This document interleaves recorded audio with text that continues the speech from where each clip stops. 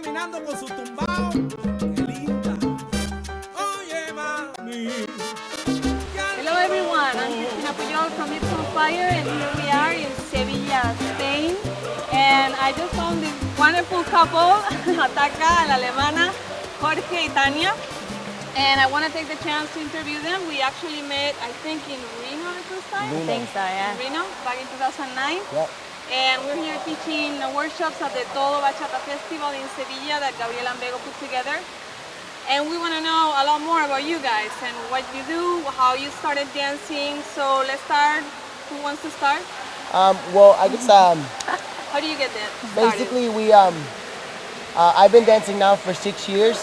Tanya's been dancing. Well, she could tell you a little bit about her background. So talk about your background, and then I'll talk about mine. Basically, I technically started dancing when I was about 3. My mom used to do professional ballroom dancing.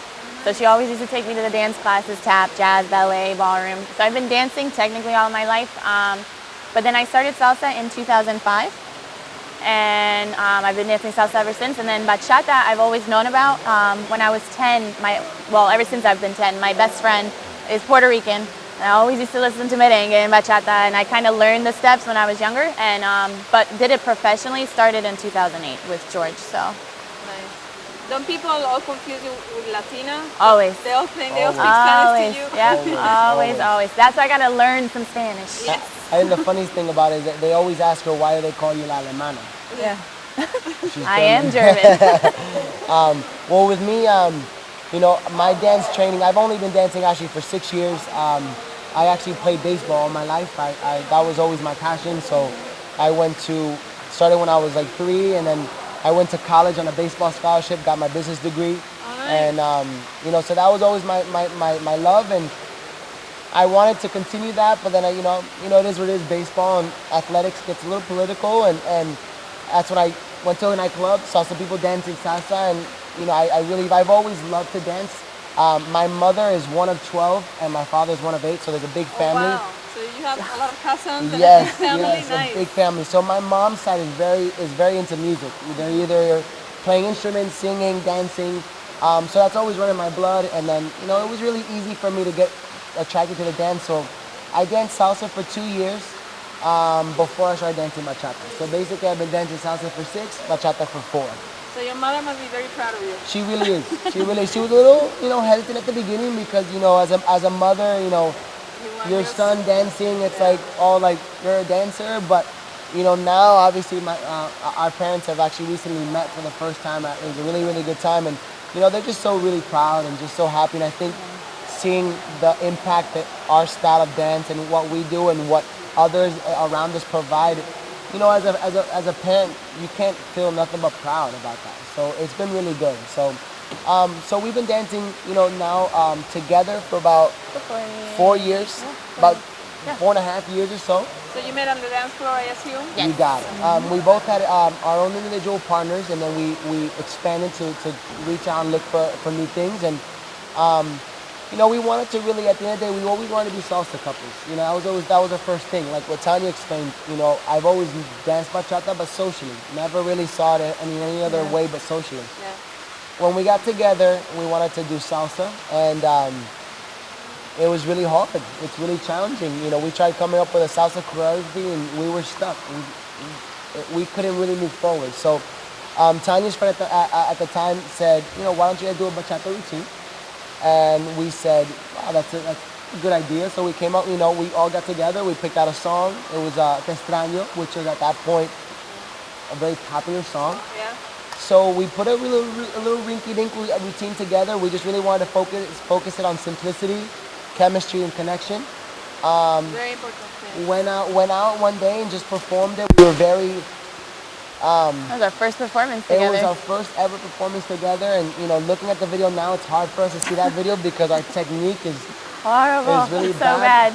But you have to start somewhere. You got it. So, you know, but our intentions in putting that video up was just to kind of get us a push to let people know who we were.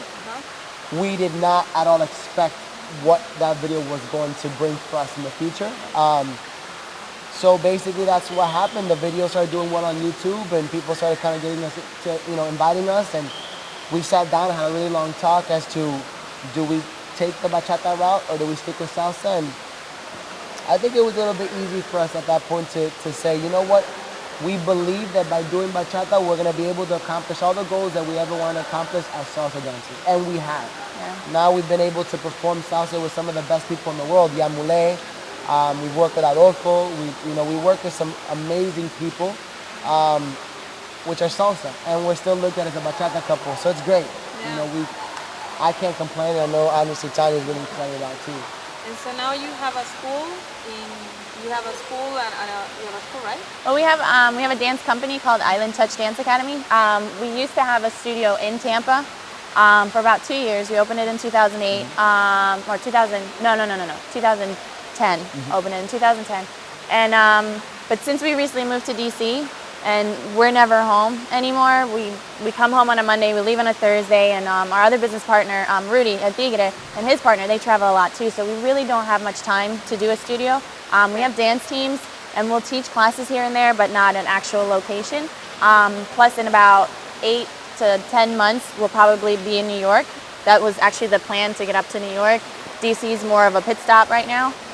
Once we're in New York, we'll open a studio, because that's actually what I want to do. The traveling's great. I have fun. I'm getting tired though. So, It happens to everybody. yeah, I mean, he's like the energizer bunny. He can keep going. I'm crazy. I guess I don't know what it was. Maybe it was my baseball background that's always kind of just kept me just really like energetic, or just been able to work under really uncomfortable situations as far as sleeping less and having to perform and play 2-3 games. So I guess my body's used to it. So I love traveling. Planes don't bother me. I sleep on the plane, so I'm okay. But unfortunately, it does affect Tanya. She doesn't get to sleep too much in the planes, and our clock is always messed up. Always messed up. So it's challenging, but yeah. So in New York, hopefully we'll open a studio location, and that way we'll have regular classes, and I get to work with kids. That's what I really want to do, is just work with little kids, have teams, and work with inner city schools as well. Either go to the school or have them come to our studio, and possibly even learn for free for those that actually qualify. So, Nice. I mean, it's in the works, hopefully, but that's what I want to do. That's what I want our company to have, like a little piece of that. So. I think, our company, what we try to establish for the company is just a lot of different elements of the company, not just a dance aspect. Because at the end of the day, there's only so long that we can really dance for. So we always want to have a backup. So, obviously the kids program is really important. We want to do daycares, kids classes. That's one aspect. As Tanya explained with our teams, we are trying to establish Island Touch teams all over the world. We want a McDonald's. Like a franchise. Yeah. So currently right now we have a bachata team in New York, Los Angeles, Washington, D.C., and Tampa. Nice. And a lot of work. And our goal is obviously to kind of maneuver and get places out, because at the end of the day, we're doing well now, and our name is very strong, but there's going to come a time where new people are going to come in, and your name is going to drop, and I want to be able to know, and especially the company, that we have dance teams to push for an event. So where now promoters like, who do you have to offer? Well, we have our name to offer, but if that's what we have 25 people that are here to pay passes. So I just want to always be prepared for that. And on top of that, online classes. We want to really hit the internet. There's just so many crazy things that we want to do to secure our long-term, goals. That's good. And so what if you have a new student, what would you tell him? Like, how would you inspire a new student?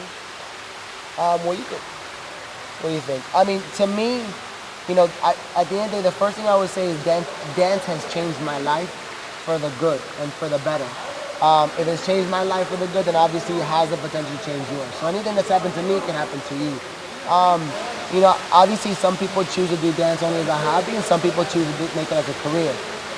Depending on what level they want to take it to, dance is just provides so much happiness in so many different ways, from relieving stress, meeting new people, seeing the world. So at the end of the day, I would just basically express the experiences I've had, the good experiences, and tell them that that's possible for them too.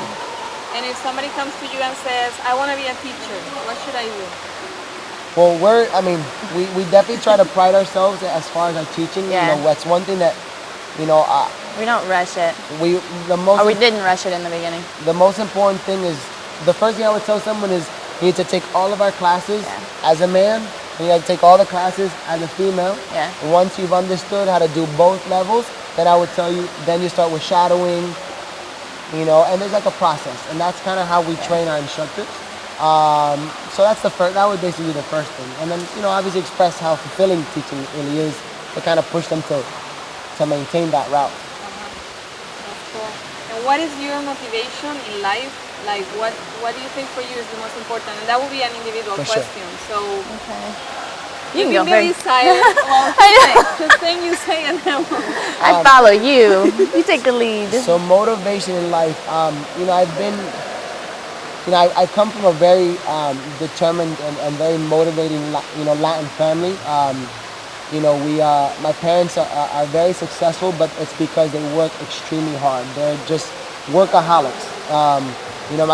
This is my father's side is actually amazing workaholics. Like, they just want to work. If my dad has 5 minutes, he'd rather go outside and pull weeds instead of watching TV. That's just the Latino side of him. So it's really pushed me to, at the end of the day, provide my family what they provided me. A strong background, a strong base. So at the end of the day, I could never feel comfortable thinking that I could ever hinder what my parents have worked so hard to give to me. So at the end of the day, my goal in life is to always repay my parents and to just continue making them more proud. They're obviously proud. I just want to continue showing them that what they've given me for the past 27 years is a product of what I'm giving in return. And on top of that, my brother, and just I want to always just give back to the family that's been with me for so long. And you are number what in your family or your siblings? My mom cut it at 2. so my mother she was like, I want to. So I have an older brother. He's 3 years older. Okay. His name's Andres. And so it's him and me. That's it. That's it. For me, mostly the motivation is it's just what we're doing is actually we see the difference that it's making for people, and that goes for any kind of teacher. You make a huge impact on people's lives, and you don't realize it until they actually come to you and they tell you. I mean, we've had letters from soldiers overseas that said, "Oh my God, it's so horrible here, but we watch you guys on YouTube and we love you, and it just, it makes our day." And we've had people in like struggling relationships and marriages that are like, "You saved our marriage," and it's really heartwarming to hear that. And I think it's a good way to just make a difference, and that's really my motivation. Is I want to be somebody that's actually making a change or making a difference in at least one person's life, and I think this is one of the best ways to do it. Plus, I love my job. I wouldn't trade it for anything. I don't want to be in an office every day. This is something nice, and I think my mom brought me up that way as well. Yeah. It's her being a professional dancer. Yeah. No, it's definitely one of the best feelings in the world. Being able to travel for dance and like what Tanja said, she nailed it on the nose. Being able to touch people's lives, and at the end, they change people's lives with what we do and what we love to do. Who would think that a simple dance, as just one little dance that we do, has saved marriages? I mean, it's just one of the craziest things to think about. And we're still so humbled, thinking back. And we at times we're just like, really, like Yeah. but. We are continually humbled to the response that we continue to have, but that the response that we get, it just makes us so much stronger to like continue working so much harder, to not ever fail for our support system, our fans, our family, our everything. So it's amazing. It really is. And now traveling, all the schedule is crazy and so forth, but when you're back home, what is one day in your life like? What do you train, or do you have a structure, or is it, We just kind of go with the flow. Like sometimes, I mean, when we go home, obviously because we still have the company, it's not just the traveling part. Like we have a lot of different aspects that we still have to worry about. So he's on the computer all the time, talking to promoters and getting contracts, and I'm doing contracts and administration work. So we're constantly working. But when we do have a day off, we like to just be at home and watch TV, or I'll go to the salon. I get on my Xbox. Yeah, he plays Xbox or something, or I'll get my nails done, or just be normal people. Just even for a couple hours. But for the most part, it's work right now, but in the long run, I think we'll be able to enjoy it. But right now, we got to work hard. I think this year our schedule, we're booked every weekend, so and normally we only have like 1 or 2 days when we come back home. So we try our best to, you know, do our nails, do whatever, spa, or get it, you know, play some Xbox or whatever, because, you know, those are those normalities. Like we were just trying to get to just being a little normal, and before we get back to our crazy, you know, schedule. But you know, it's a work in progress. We go with the flow. Well, life is about learning, right? And it never ends. So. We definitely just truly go with the flow, and you know, we take every day as it comes, and you know, continue to motivate each other to stay hungry. And you're a couple? Oh, right? we are. Yes. So, how do you find time? Like, you work together. How do you handle like when you have to have fun together? Well, that's, you know, that's also a struggle as well. That just takes a lot of hard work. You know, but at the end of the day, you know, we see each other on the weekends. So you know, one thing that we try to do is during the event, if there's any downtime, just try to get out. Maybe, you know, even just go to a little cafe by ourselves. You know, that's what we did today. We went out for 2 hours away from the event, have a little, you know, have a little coffee or whatever. That's one aspect. And then, you know, whenever we have more time, then we'll try to just either make a trip to Florida to see our family. You know, that's again one of those go with the flow type of things, but it's something that we have to put a lot of work into to make sure that is done successfully. Nice. Well, I'm really happy that we met you again, guys. Thank you. It's an inspiration to meet people like you that are really doing what they love, being successful, sharing it, For sure. and then changing people's lives like you want to do. Thank you so So much. thank you guys for sharing this Thank time. you for having us. And where can they find you? Oh, our website is www.islandtouchdance.com. Wait, hold on.